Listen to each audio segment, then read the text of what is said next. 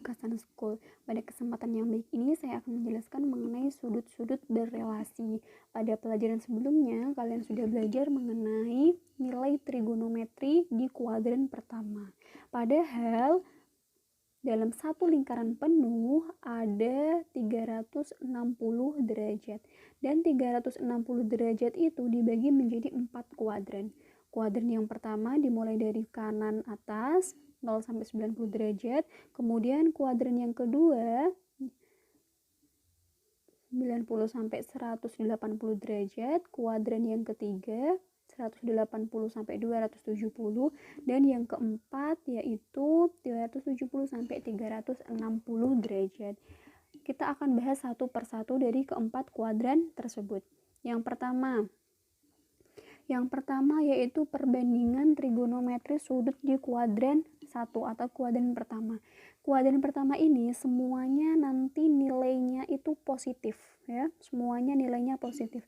Mengapa? Karena X, Y, dan R-nya itu sisi miring, semuanya bernilai positif. Sehingga nilai dari ke-6 ini sin, cos, tan, sekan, kosekan, kotan nilainya akan positif. Masih ingat ya cara menentukan sin sampai kotan? Jembatan keladinya yang kemarin, kalau sin itu berarti depan dibagi miring, depan dari sudut ini. Depannya Y, kemudian miringnya itu R, berarti sinnya Y per R. Sampai seterusnya sampai di kotan. Oke, jelas ya sampai sini?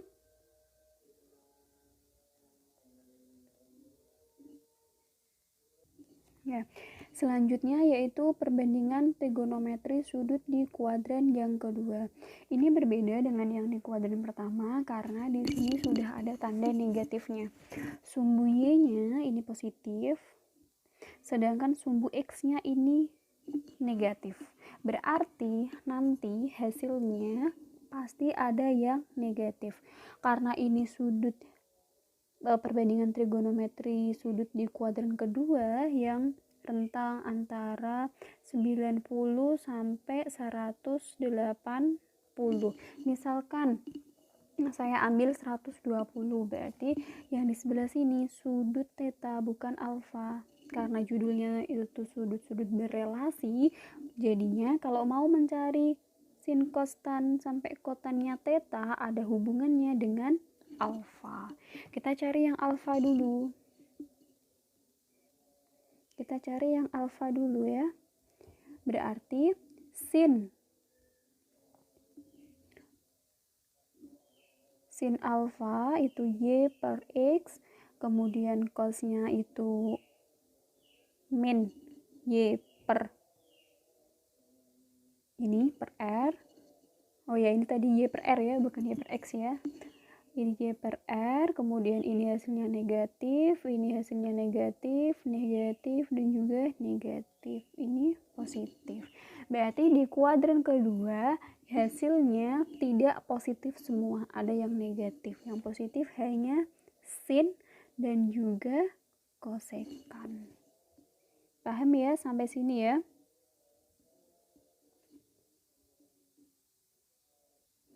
Selanjutnya yaitu perbandingan trigonometri sudut di kuadran yang ketiga. Kuadran yang ketiga ini juga ada sumbu negatifnya. Sumbu X dan sumbu Y-nya ini bernilai negatif. Ini ya, ini X, ini Y. Negatif. Sehingga kalau mau mencari theta, X sama Y-nya nanti negatif, sehingga hasilnya sinnya negatif, cosnya negatif, tannya ini positif, sekan dan kosekannya ini negatif. Selain itu semuanya positif. Intinya sama, di kuadran 1, 2, atau 3 intinya sama. Bedanya tanda positif sama negatifnya. Kalau di sini kita hubungkan dengan 180 derajat. Namanya juga sudut-sudut berrelasi, pasti ada korelasi, ada hubungannya. Ya. Selanjutnya yaitu perbandingan trigonometri sudut di kuadran yang keempat. Untuk kuadran yang keempat, ini spesial. Kalau kuadran yang keempat kan areanya kan di sini ya, yang di bawah. Kalau mau mencari sin kostan dari theta, kita cari hubungannya dengan alfa. Kita cari hubungannya dengan alfa. X-nya positif, Y-nya negatif. Sehingga nanti ketemunya sin, tan, kosekan, dan kotannya itu negatif. Itu untuk trigonometri di kuadran yang keempat. Ada relasinya dengan sudut 360 derajat. Kemudian bagaimana kalau sudut yang akan kita cari itu lebih dari 360 derajat, Bu? Gampang. Kalau lebih dari 360 derajat, kita pakai konstanta K ya. Bilangan bulat. Ini. Misalkan 360 derajat lebih, berarti sudutnya itu 1 putaran, terus tambah lagi. Boleh 2 putaran, tambah lagi, tambah terus. Nah, ini K-nya itu sebagai berapa putaran itu, gitu. Jadi kalau misalkan sinnya, kostan, sekan, kosekan, kotannya semuanya bernilai semuanya bernilai positif. Berbeda dengan yang sin, kostan kuadran 2, 3, dan 4 yang beragam. Jadi kesimpulannya, perbandingan trigonometri sudut-sudut berrelasi ini ada hubungannya dengan 180 dan dengan 360.